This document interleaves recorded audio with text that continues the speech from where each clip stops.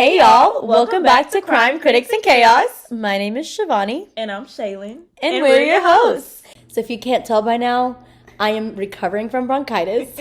And that's why my voice is like super cracking and low and whatever else it is. Bear with her, y'all, but she is trying. That's all that matters. It's the effort that counts. Okay? Yeah. And that also explains why we didn't have an episode last week, because I was severely sick and I also had absolutely no voice to record. So that's why we were taking a break last week. Yes. But we're back this week. We are back. All sick and all. So, Shaylin, I have 3 questions for you, and you have 3 questions for me, right? Yeah, so it's hot seat time, you guys. Hot seat time. All right, you want to go first? Yeah, I'll go first. All right. So, Shaylin, what is your favorite smell? Ooh, my favorite smell, I think it would be cactus blossom. I'm not sure if you're familiar with that. It's a candle from Bath and Body Works. I feel like every single time I ask somebody what their favorite smell is, it's always a reference to Bath and Body Works. Oh, yeah, definitely, girl. I love Bath and Body Works, and that one's definitely one of my favorite. The most recent favorite of mine is Peach Bellini from Bath and Body Works. Oh, I've smelled that one. It smells good. so good. But yes, that's my favorite smell. So you're like a fruity kind of tropical kind of smell type of person. Oh yeah, definitely. I love vanilla, and I really love the smell of wood. So like teak wood, yes, or sandalwood. I like the smell of like cut grass. Like fresh cut grass. And I'm like fresh gasoline. Wood. Yes, I know exactly what you mean. I know a lot of people that are like love the smell of gasoline. Oh, I love the smell of it. Now I don't like it for some reason, but like I used to love the smell of just being at the gas station smelling gasoline. That's how I feel when I walk into Home Depot or Lowe's and smell wood. That's so funny. All right, my question for you, Shivani. What is your dream job? Oh, my dream job. Oh, that's a good question. I don't know. I guess like doing my own thing. Like I would rather like have my own career and like kind of promote myself in whatever I believe in. So probably like entrepreneurship. Yeah. Like what would be your business? Probably therapy. Therapy? Yeah. Physical therapy or mental therapy? More like BetterHelp. I would love to work for BetterHelp. Oh, girl, well you could be my therapist. Well, now that I know that, let me book an appointment with Shivani. So y'all need a therapist, book Shivani. Psych degree and everything. That's so funny. So, second question for you. What is something that takes up too much of your time? Girl, that's a hard question because I can think of a million things that takes up my time on a daily basis alone. I would say researching. Really? Yes. Like random things? Like, or just something that's intriguing you? Yes. Because, you know, of course, we have to research our cases all day, every day, all week. Oh, yeah, in our job. So, like, Shaylin and I are, like, investigating, like, our cases, obviously, that we do for you guys, but we're also doing the same thing at work. Yes. So, I can see where you're coming from. Research, for sure. That takes up the vast majority of my time on a daily basis. I started thinking about it myself, and I was like, I wonder what takes up most of my time. But probably overthinking. Like, I'll literally be sitting here thinking about, like, one thing, and then I'll, like, 5 minutes later, I'll be in a whole different, like, mindset of thinking something completely different. Same. So I probably would say overthinking. Me and you both came to the conclusion that we both have a problem with overthinking. Yeah. So I agree. All right, another question for you, Shivani. What is something that can always make you laugh? Oh, something that can always make me laugh. Kevin Hart. Oh my gosh. I could literally watch his stand-up shows like all day, every day, and laugh at the same joke over and over and over again. You're a Kevin Hart fan? I am. Believe it or not, he's okay. He wouldn't be my top 5, honestly. I actually don't even know that many comedians, so he's the one that I know. So I'm like, okay. I mean, I can see why you think he's very funny. He is obviously funny, but he's like realistic funny. Like I think like the reason why is like I know a lot of comedians nowadays like they kind of want to like reference their jokes with real life situations, right? And I mean, I think a lot of them try to do that, but I just don't find them like super relatable. Whereas Kevin Hart, I actually do, and they're actually like, I don't know. I guess I find them more like they're more comedic to me than like any other comedian. comedian. Really? Yeah. My favorite comedian would probably be Cat Williams. You know who that is? No. See, I'm telling you, I don't know much of comedy other than like the couple of people that I know. Please go home and watch Cat Williams. He's also on Netflix. Just type in Cat Williams and watch one of his specials on there, girl. You think Kevin Hart's funny? Cat Williams is like 10 times funnier. Speaking of comedy, did you ever watch any of the roasts like that they used to have on Comedy Central? I don't know if they still do those or not, but back in the day. Yeah, I mean the last one they did was I think Justin Bieber's roast, and that was the one that I watched. No. Oh my gosh, that's what you're gonna do tonight. You're gonna watch Justin Bieber's roast. It was the funniest thing ever, and I think I love roasts because they have no filter. They literally just go all at it, and I love that. And I think that's why I like Kevin Hart too, because I think his shows also have no filter, and he's just kind of like tells it as it is rather than like kind of holding back. I will give you that. He does. Okay, well, me and Shivani both have assignments for tonight. Yes. All right, my question for you, last question. What scary movie did you watch growing up that still haunts you? Scary movie that I watched that still haunts me. Y'all don't mind Shaylin's dog in the background. She's giving herself a feast over there. She is. I think House of Wax. Yes. What? For some reason, why did I know you was gonna say that? I don't know. I don't know why. Or I like, just automatically thought you was gonna say that. Even like Chainsaw Massacre also did the same. Texas Chainsaw? Yes. Did you see the new one? No, I haven't. It sucks. Don't watch it. Okay. Now I know. But a movie that scared me growing up was Tales from the Hood. And that movie still kind of scares me. That's also on, I don't think it's on Netflix. It's on Tubi. Do you know what Tubi is? Oh, yes, I have Tubi. Watch it on Tubi. Okay. I got another assignment for Shivani. Watch Tales from, it's ghetto. Girl, I live alone. I cannot be watching scary things alone. Well, you probably don't want to watch that one alone in the dark. So maybe like on a weekend, daylight. I'll find a friend. Okay, my last question for you is, speaking of movies, what is one show that you feel like you binge watch all the time? Schitt's Creek. Really? Over and over again? Yes. Oh my gosh, really? I love that show. I watched the first episode not too long ago.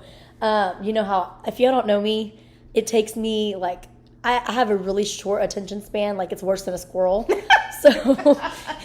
So like for me, it's really hard to get into shows. Like if I don't like a show within the first like 10 to 15 minutes, like I'm not finishing that show. Same. I think a lot of people are like that. If it doesn't draw my attention immediately, I'm gonna turn it off. Yeah, like, I'm not gonna watch it. But Schitt's Creek, I did definitely say Schitt's Creek. I meant Sheets Creek. Is it It's Sheets? Schitt's Creek. You say it's Schitt's Creek. Okay, I said it right. Okay, I think the part that kind of was like, what am I watching? Was whenever the blonde who's like super spoiled and she's like they like lost their home. Yes, and they're like living in a hotel, which is like crap, right? Yes. And then she's like, "Oh, my boyfriend's gonna come and get me," and they're like, "Well, what about the rest of us?" Please watch this show, Shivani. It is great. Like at first, when I was watching, like, "Oh my, this is gonna be so cheesy," but I love that show now. I watch that show pretty much every day. It is a great show. It's very humorous. I'll have to try. Please watch it. I think you'll like it. I think just give it like another episode or two, you'll really start to like really get into it. Girl, that show is so funny. It's a great show. For anybody that don't know, it's Schitt's Creek. It's on Netflix. Please go and watch it. It's great. Great show. Well, if you guys have any Netflix show recommendations, let us know. All right, partners in crime, grab your wine as we're ready to get into some crime. And speaking of wine, today we are going to be sipping on some peach Stella Rosa. Ooh. So let's get into it, girl. Let's get into it. So our case sources for today is lilareese.medium.com and dfw.cbslocal.com. August 8th, 1971 started like any other day for 6-year-old DeQuinn Montgomery. He woke up to a beautiful fall morning with the sun blaring through his window of his apartment unit, which resembled a half-timbered castle. Have you ever seen half-timbered castle apartments? I can't think of it off the top of my head, but I'm sure if I see a picture of it, it'll like ring a bell. It's like those little cone roof like buildings. Okay. Now I have to look it up and show Shayla, y'all. Yeah, please do. So this is what it looks like. I figured. Okay. Yeah, it's basically like a castle-looking kind of home, but this was an apartment complex. Interesting. And they basically had units that looked like this all over the land. So the apartment complex known as the Sherwood Forest Apartments is located off of Northwest Highway near the Love Field Airport. At the time, the Dallas Love Field area was one of the largest business hubs in the area, so it wasn't odd for DeQuinn to wake up to the sounds of the street. What was odd was that DeQuinn wasn't awakened by his mother, Carolyn, like he was almost every morning. Yeah, so he basically woke up because he heard all the sounds on the street, and he realized it was morning, and he's like, my mom didn't wake me up this morning. So he tumbles out of bed to go find her. Okay. DeQuinn found his 28-year-old mother in the living room laying down with some sheets and some blankets.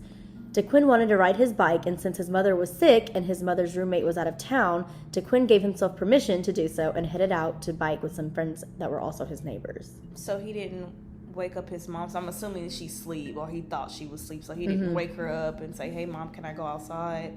Correct, yeah. So, and he knew that, the friend, his mom's friend who was also living with them, she was out of town. She was actually in Marshall, Texas. So he knew she wasn't home, so he was like, I'm sure Mom won't mind. She's sick anyway. So he just kind of left the apartment himself and went over to a neighbor's home to go biking. And again, this happened in 1971. So I guess like back in the day, it's pretty normal for little kids to just kind of leave the home and, clearly go, because we see that in all of our cases, right? All of our cases that we've covered within that time frame. Right. So DeQuinn came home a little while later and became worried when he realized that his mom had still not moved from the spot on the living room floor. So she's on the floor? She was on the floor, and she was like covered with sheets and blankets, so he just figured that she was sick. I mean, he's 6, so he doesn't know better. So he just assumed that she was sick, she wasn't moving, so he was like, oh, she's sick, I'm just going to let her be. And that's why he had originally left without, speaking with her. Interesting. So he comes home, like I said, he became worried, and he realized that his mother had still not moved, so he went ahead and went to a neighbor's home, and he immediately brought back his friend's mom to come check on Carolyn. That was very smart of him. Mm-hmm. So when the neighbor lifts the blanket off of Carolyn, she was startled by the gruesome scene and started to scream. DeQuinn stated that he remembers this neighbor grabbing him so close and holding him super tight. Wow. Carolyn was murdered with her son DeQuinn sleeping soundly in her own home. Oh my God. Imagine that. That was the part that was crazy to me. Like, imagine, I guess to me, I was like, it's an apartment complex and, it's a unit, so it can't be super big. But you would think that if you hear noises, right, in your unit, like of someone getting murdered, you would wake up, especially a child, Right. But I guess he was so, like, sound asleep, he didn't hear a single thing that happened the night before. They sleep very hard. Oh, really? Kids like that sleep I felt like as a kid, I was super, like, I was a light sleeper as a kid. I think I was. You think so? Yeah. I could say that too. I was pretty a pretty light sleeper. I couldn't recall a time where I was like in a super deep sleep or I couldn't hear anything like that. But I can see that. I can see kids, because they're so little that they're obviously needing more sleep than adults. So they're probably like he probably reached his like REM stage of sleep whenever everything happened. That's crazy. Yeah, but he was in the apartment whenever this happened. Sheesh. So even veteran homicide detective Sergeant Gus Rose felt his stomach turn at the gruesome scene. Carolyn was butchered.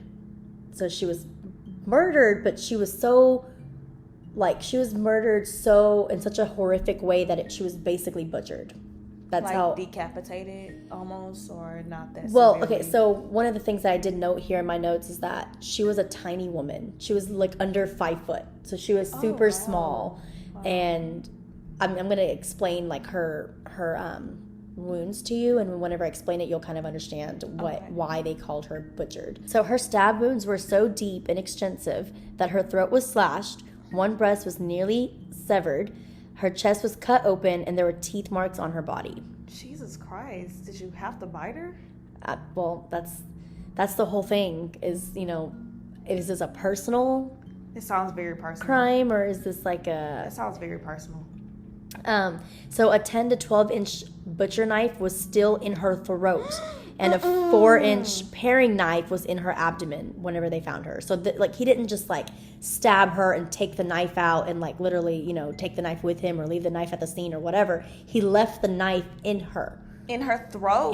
One in her throat and one in her abdomen. So my thing is, she was covered with a blanket before they even found her. They didn't see like the object of the shape of the knife.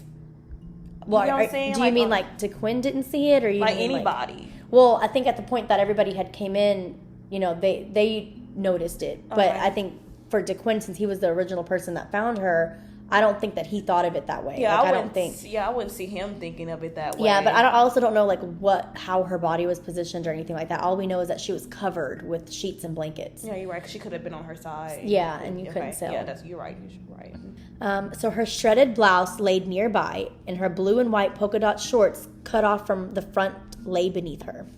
The police believe that the knives were kitchen knives from her apartment, but the roommate wasn't able to confirm that those were their knives. Certainly.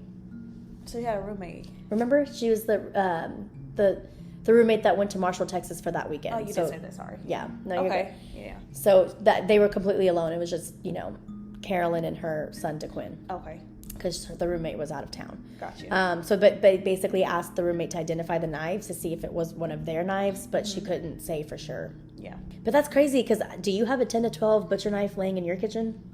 I probably do. I ain't gonna lie. I don't, but I don't cook, so that's probably why. But to me, I'm thinking like, this is the part where I find it a little like, I agree with you. Like you're saying that this sounds personal, but not just in this case, but in other cases too. When serial killers, just an example of a serial killer coming in to murder anybody at a random home, when you don't bring your own supplies, such as a knife, how do you expect to kind of take control? Like navigate your way into doing whatever it is that you're doing. So like this person had to have. I mean, he didn't come if it wasn't his knife, right? Like if it was Carolyn's knife. He didn't come prepared, but with everything that he did, it seemed like he was prepared. Like he did come to do this job specifically. So I'm like, if he didn't bring a knife and this was one of his knives, like how did you expect to kill her exactly? Exactly. What other motive or what other way were you? And like, how do you know that she has those types of knives? Like, if you come to my house and you're trying to butcher me, I can assure you, there's not a single knife I have that's gonna butcher me like that. Wow. I promise you. Like I like how my knives going with the my knives barely cut onions, y'all. Like it's not onions. It's not gonna cut me in any kind of way. Oh my God. So I'm like, I wonder if he knew her personally enough to know that she had knives like that. Like I don't know. Maybe I'm thinking too far into You're this. not, because you also gotta realize too, like you were saying, if he didn't come prepared, he had to have been all up in the kitchen looking for knives, and at that point you'll be making noise. So how did the little boy not hear it?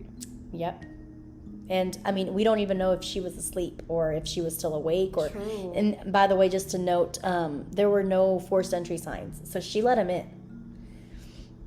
Or she had to have let him in, unless he's just a really good, like, he can navigate his way in without making it seem like he broke in. Then that's a different story. I don't think this was of somebody random. This was somebody that knew her, or vice versa. So Lieutenant David Hughes of Dallas Homicide said that it makes you think that there was something very personal going on inside of the killer. There were no signs of struggle or forced entry except a smashed coffee table. So like I said, no forced entry. Even to the investigators, it seems like it was a personal crime. Yeah, this is personal. Like we were saying, it's personal. So let me tell you a little bit about Carolyn. Okay. So Carolyn was your average single mom who did what she had to do to provide for her and her son. Carolyn worked as a cocktail waitress at an upscale North Dallas country club called Willow Creek Club to support herself and her 6-year-old son. Okay. She had came home in the early morning hours of August 8th around 1:30 a.m. So she was murdered right after that. Keep in mind, she came home at 1:30. And I'm not sure what time DeQuinn woke up exactly. He just woke up at, sometime in the morning when the sun was up. Yeah. But Carolyn had came home the night before around 1:30 a.m. because that's when she got off from her shift. She came home and everything started going down at that time. Right. Now, I'm unsure if DeQuinn was home alone at the time that she was gone and working. Good question. I actually tried to look into that, but I couldn't find anything. Like if he was with a babysitter or if he was alone. I mean, he was sick, so he shouldn't have been alone. No, not that late at night. But again, I don't know. That's a good question, Shivani. That's a great question. Now you really got me thinking. Like, where was he? Who was he with? Because I refuse to believe. But honestly, we never know. But I refuse to believe that he was at the house by himself that whole time. Right. And it was noted that DeQuinn was asleep when Carolyn came in, so she didn't bother to wake him. So what if he was in there by himself? That's what I was thinking. I really do wonder if he was in there by himself. But usually Carolyn's roommate watched DeQuinn, but her roommate was out of town that night, so I'm not sure, what was going on there. Like if he was alone. But when did the roommate go out of town? Did she go out of town that same day or a couple of nights prior? I'm not sure. I think it was that same day. I'm not sure though. But she was not there when when Carolyn came home. She was not there. So to me, DeQuinn was definitely alone or had another babysitter with him, because she had to have left. Even when the roommate left, she wasn't just going to be like, okay, well, I'm leaving now. You're going to be by yourself until mommy comes home, you know?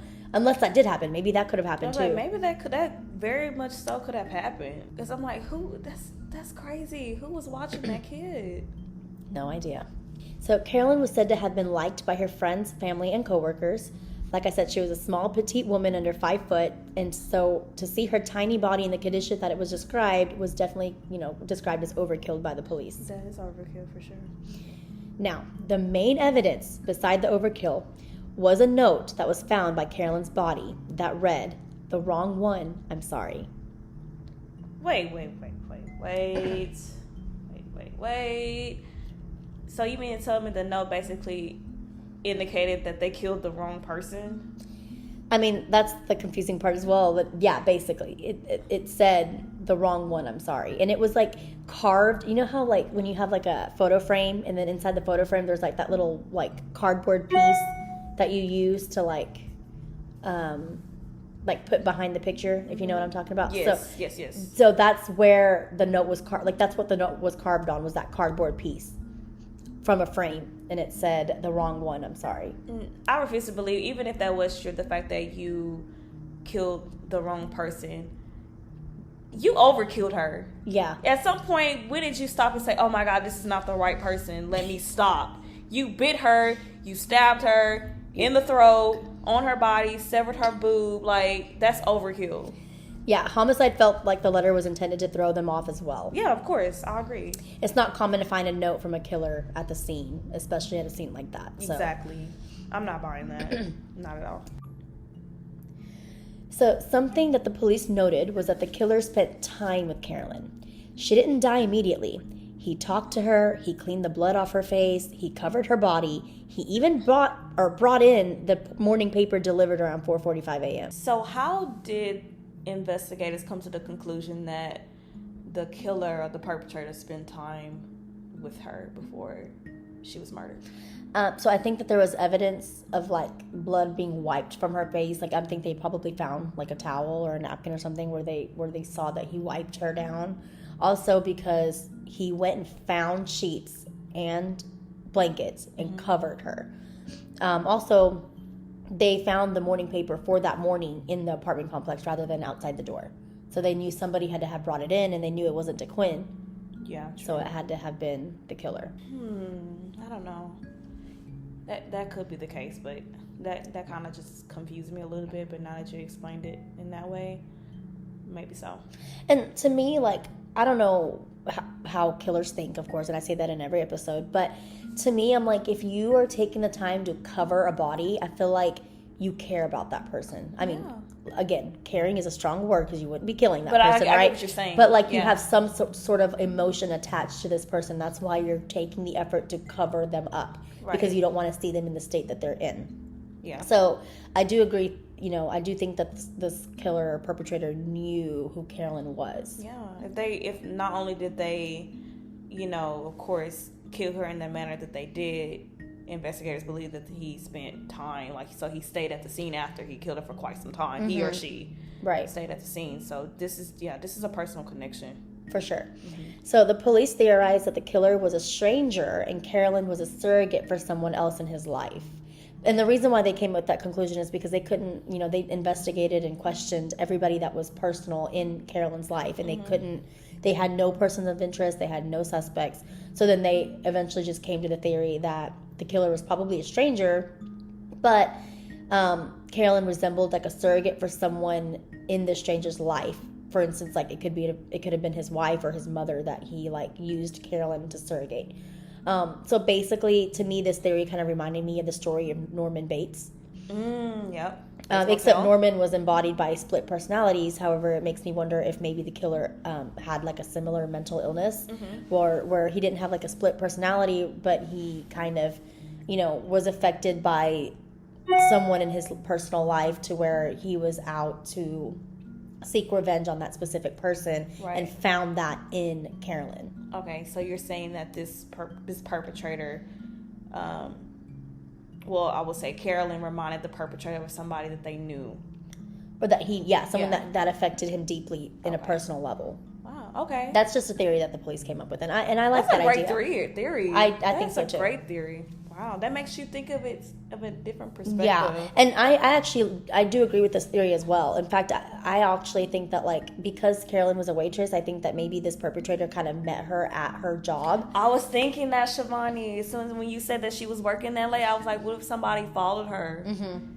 What if she was talking to somebody at the bar? And she resembled someone, and so then this, whoever this customer was became basically infatuated with her and, did what he had to do because she reminded him of someone that was close to his life that harmed him in some kind of way. Girl, we should be detectives. We really should. Unfortunately, crimes committed by strangers are the hardest because there's no obvious motive, and majority of the time the question of the why goes unknown. Yeah. The killer may have surprised her in the parking lot or door, or she invited him into the apartment. So those are like different ideas of how he could have gotten in.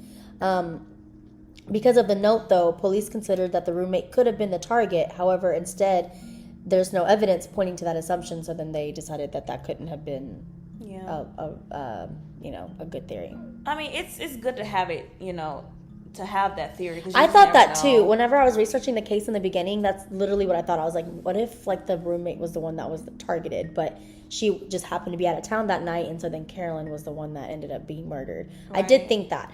But as I researched the case, I soon learned that there was no connection to anyone with the roommate either. Right. And I was going to say they kind of would back up the note, sorry, wrong person, whatever he said. Right, it would. Lines. Yeah, but I don't think that's the case, though. Right, I agree. So they did question, people in Carolyn's life. One of those being her ex-husband, Abramson. Carolyn and Abramson seemed to have a good relationship despite the fact that they were no longer together. They still cared for each other and got along pretty well while co-parenting. So the police obviously discarded him as a suspect. Okay. Whatever you say. Soon the police started considering the killer to be a serial offender. Possibly. Yeah, because they started looking into other crimes in the area, and then they were like, I wonder if this wasn't a personal crime and this was actually a crime committed by a serial killer. Because that could have been their second option, right? It couldn't have been anybody else other than somebody that either, randomly met her and, kind of the theory that we had earlier, randomly met her, she reminded them of someone, and so it was a crime of passion. Yeah. Or the second option would be that it would be a serial killer. Okay, so going back to, you said there were some similar crimes. Like, how many crimes are we talking? I'm about to get into that. Okay, cool. So they looked for a link to the serial killer, Michael Foster Vines, a 20-year-old musician. He stabbed Linda Nunziata. She was 22 years old on May 6th of 1972 in Arlington, Texas. Linda was a waitress just like Carolyn, and she was found beaten and stabbed to death in her apartment with a butcher knife, and he also wiped her face clean of blood. Yeah, I'm convinced. Already. On February 4th of 1974, Vines murdered again, this time Yoretta Rhea Franks, 21 at the time. He first tried to choke her, and then he stabbed her with a butcher knife until the blade of the knife bent. That's how... Jesus Christ. That's how deep he went. How much force could you put on a knife to bend it? I know. Especially into someone's body. And the crazy part to me is that this man was only 21 years old. He admitted to murdering those three women in drug-induced haze. Sorry, not three women, two women. There was a third woman, but I couldn't find much information on the third one. But he did admit to murdering these three women in a drug-induced haze. Vines stated that he picked 25 women for murder, but his memory was fuzzy. Police questioned him in Carolyn's murder, but couldn't connect him at all. Why? I guess they couldn't find any actual physical evidence in the crime scenes to connect him to Carolyn's the way that they did with all the other ones. But the motive from the first lady you said is so similar, though. Yeah, but I mean, he admitted to those murders, right? He said, yes, I did them. He said I was, basically drugged up, and that's what caused me to do them. But with Carolyn, he never admitted it. I mean, would you expect him to at that point? Well, I would, because he voluntarily admitted it. It wasn't like he had to be coerced into kind of admitting guilt to those murders. He himself was like, yeah, I probably did it. But he couldn't remember. You did mention that he was like, and he was real honest hallucination too. And yeah, he was real honest because he even said like there was 25 potential women that I wanted to pick from. 25. Yeah, and then he ended up picking like those 3 or something like that. That's kind of what I read in that source. But do we know if he has a history of mental illness or drugs? No idea. I couldn't find much on him. Up. The early 70s bombarded Dallas with a countless number of slayings, otherwise known as the bizarre lust murders. Have you heard of that? I have not heard of that. So, yeah, back in the 70s, like early to mid 70s or so, even a little bit in the late 70s, there were a series of murders that took place that they basically named the bizarre lust murders. Okay.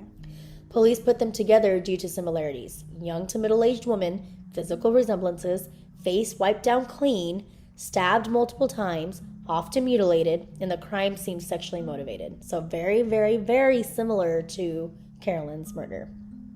Yeah. And they all kind of had those factors in common, and that's how they kind of put all of these murders together and called them the bizarre lust murders.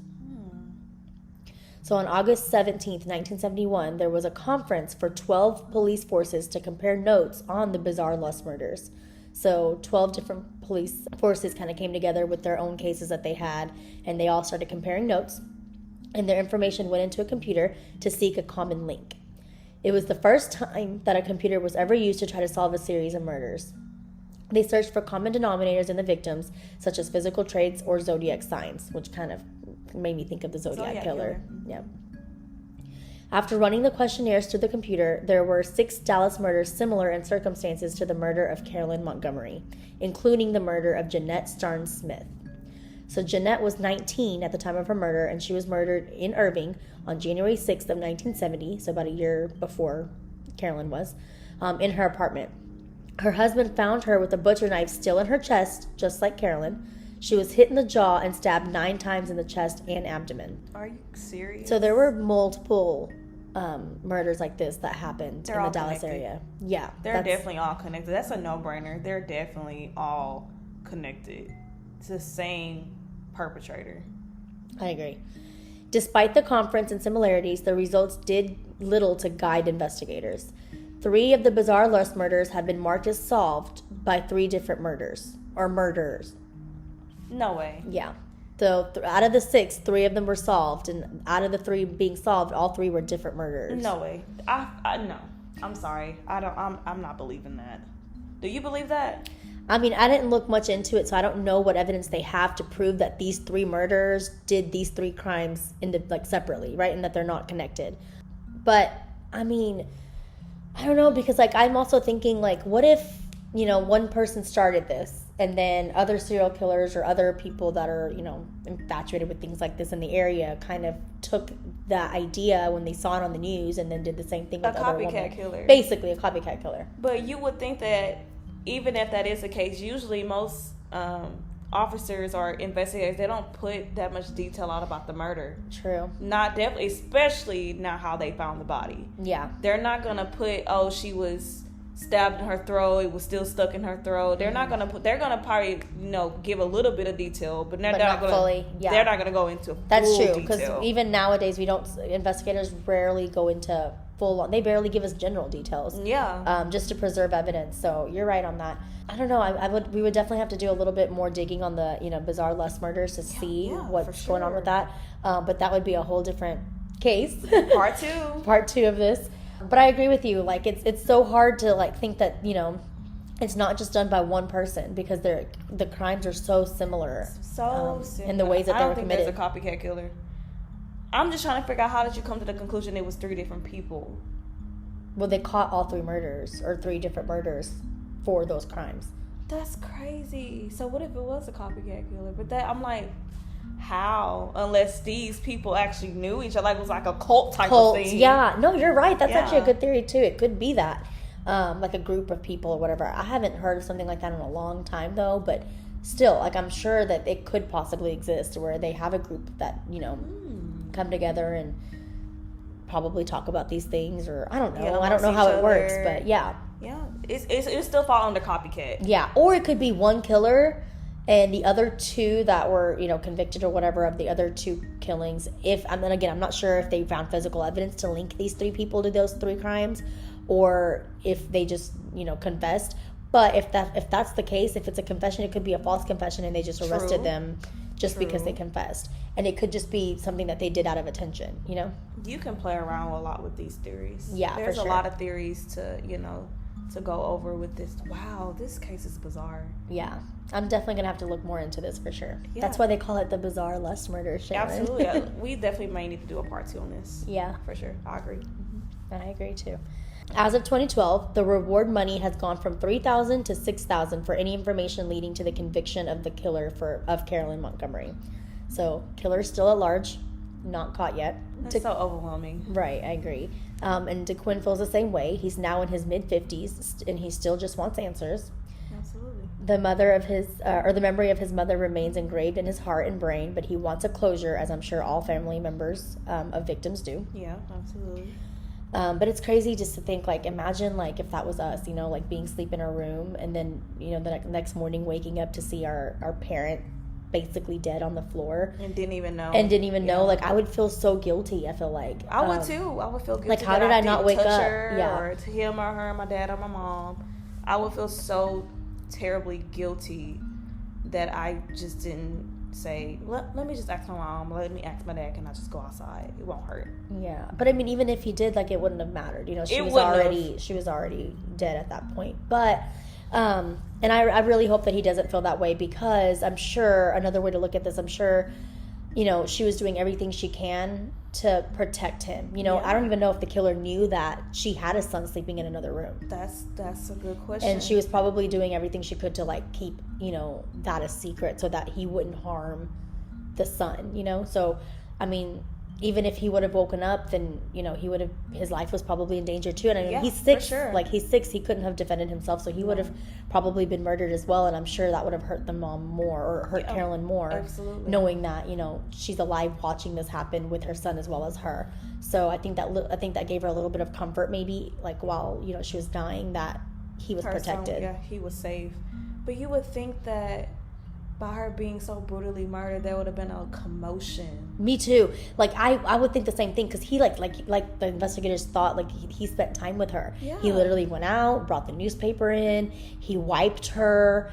He spent time with her. So you would think that he, someone would have heard something, or at least DeQuinn would have heard something. But again, like you said, he's 6, so that's crazy though. But even then, how could you not hear anything, even by you being that young? I just can't picture her being brutally murdered without her screaming, an argument, or just the perpetrator going around the kitchen looking for knives or anything, any murder weapons. I just can't see anybody being in a deep sleep to where you can't hear anything. Yeah. Anything at all. I agree. And that kind of comes back into maybe Carolyn wasn't screaming or something because she was trying to protect her son and not have him wake up, so she wasn't defending herself. But even if she wasn't making noise, though, the killer should have been making noise at least. The killer definitely should have been making noise. I don't know, but even if we were going to go with that theory that she didn't scream, I'm sorry, if I'm getting murdered like that, I'm screaming. Yeah, me too. She was brutally murdered. She was getting stabbed to death. I'm screaming. That's painful. I don't think, to be honest, out of all, Shaylin and I are huge, obviously, true crime fans, so we look up cases like this all the time. But out of all the cases that I've, read about, watched, looked into, whatever, I have not, this is the first case that I've came across where the killer left a butcher knife, into the body. He just left it in the body and left, he didn't even take the knife out. Why? That's so weird. That is. And not even just in her body, in her throat. Mm-hmm. In her throat, Shivani. Yep. And there was multiple, knives used. And I'm sure he didn't just, go, blazing at her with 2 knives. I'm sure he, used one and then, used another later. And it constantly goes back to, how did you not hear anything? Not even just the kid. Anybody. Mm-hmm. How did anybody not hear anything? Yep. There had to be I'm sorry, y'all. There had to be a commotion in that apartment. There had to be. It had to be some noises coming from that apartment. Yeah. I agree. Oh my God, this case is insane. And that's the story of Carolyn Montgomery. She's gone. Flabbergasted with the story. I'm sure we'll do more research and do a part 2 on the bizarre Lust murders, and maybe we can connect a little bit more with Carolyn in it. But yeah, this whenever I was researching this case, I was pretty shocked too. What did you find this case at? I think I randomly was just like looking up, cold case murders in the area, and I came across this one and I started reading it, and I was like, what got me was the part. There's 2 things that get to me in this case. The first one, like I said, it's the fact that the knife was still lodged in her throat and he left the knife there. I can't get over that. And then the second thing was the note. The note is what bothers me the most, I feel like. That's really throwing me off. Yeah. Really. That part's super weird to me, that there even was a note to begin with, because I feel like notes are usually only done to throw people off, and it's usually because the killer is a little bit closer to home than you think. Yeah. And that's why people use notes. True. But like if it was a serial killer, no one really, well, I guess serial killers use notes too, but like very rare, like, you don't see that often. You don't see that very often though. You really don't. No. And it would only be to like basically like trump the police a little bit more, like they want the police to struggle a little bit. They enjoy that. But again, we don't even know if this is a serial killer or what's going on with this. But that was just odd. The whole wrong one thing was just so odd to me. And even like DeQuinn in his interview said the same thing. He's like, I still can't figure it out to this day. I still don't know what that means. I mean, it could just very much so just be something to throw investigators off or the case off. Mm-hmm. But I truly think this is a serial killer.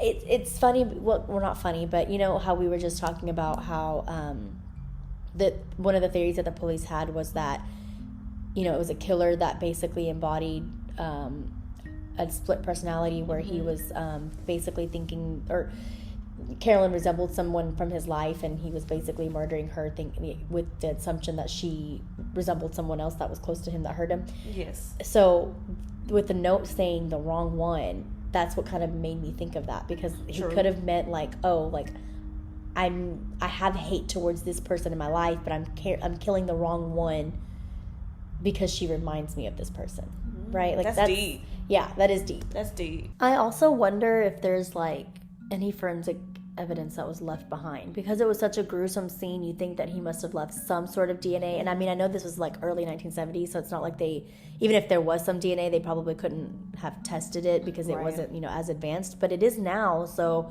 I mean, I refuse to believe he didn't leave anything at the scene. I refuse to believe he didn't leave any DNA. He had to have left something. That's why I'm like, if they preserved it, then they should be able to at least test something now. Because back then you had to have a certain amount of DNA to test, but now even the littlest bit of DNA could be tested. Yes, absolutely. So I feel like something could definitely be done now. So hopefully someone looks into that soon. But if they still have it, because either it gets lost or it's too degraded and you can't do anything with it. My best guess is that it's probably no longer, still here. Mm-hmm. They probably don't have the evidence anymore since it is so old. Well, like I said, guys, that's the story of Carolyn Montgomery. Please keep supporting us. Tell your friends, share, and follow us on Facebook and Instagram. And please subscribe and follow us on whatever platform you're listening to us on, whether that's Spotify, Apple Podcast, YouTube, or Stitcher. When you subscribe and follow, you'll get an immediate notification of our latest episode. Thank you guys so much for listening, and thank you guys so much for bearing with us and my, scratchy voice. And thank you so much for understanding for us not posting an episode last week, but I was literally dying, guys. But yeah, we'll be back next week with a new episode. Thank you, guys. Thank you. See ya. Shaylin, I feel like you and I need a day where we just go and treat ourselves. I agree. So what do you have in mind, though? I was thinking that we can go get our makeup done. Okay. And I also really badly need to do my eyebrows. Mm-hmm. So I was thinking we can do that. But I also want to take a road trip somewhere. So maybe we can take a road trip somewhere and then get our eyebrows and makeup done. I'm glad that you said that, because I really, truly want to go to Houston to visit Tia. Tia Edwards? Yes, ma'am. So I think we should go ahead and just take that trip to Houston. Yeah, I agree. Do you know what service you want done? I actually want to book her date night glam. Really? Yes, I love bits. I was actually looking into that. I think we should do the same thing. So let's go ahead and get her booked. Let's book it, girl. If you guys want to know a little bit more about her services, you guys can find her on Instagram. ThemeBrows_beauty. So go ahead and go visit her and check out her page and see what she has to offer. Go do it.